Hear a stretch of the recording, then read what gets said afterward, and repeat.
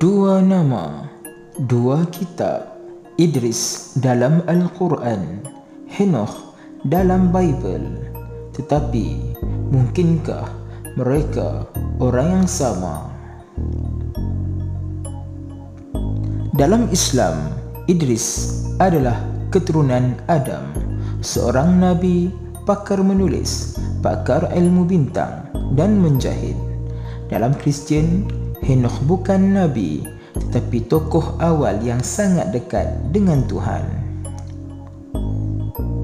Kedua-dua agama setuju dia diangkat ke langit. Quran berkata, kami angkat dia ke tempat yang tinggi.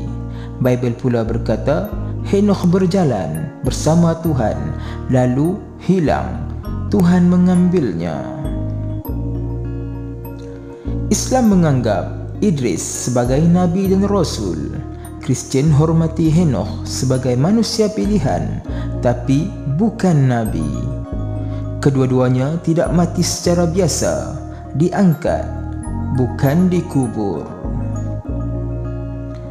Dalam Islam, ada yang mengatakan Idris wafat di langit, ada yang mengatakan dia masih hidup. Dalam Kristian, Henoch juga diangkat, tidak alami kematian seperti kita. Satu tokoh, dua cerita, tetapi menjadi misteri hingga hari ini. Follow Santai Ilmi untuk kisah ilmiah dan fakta yang menarik. Dua kitab, cerita Nabi dalam masa yang singkat.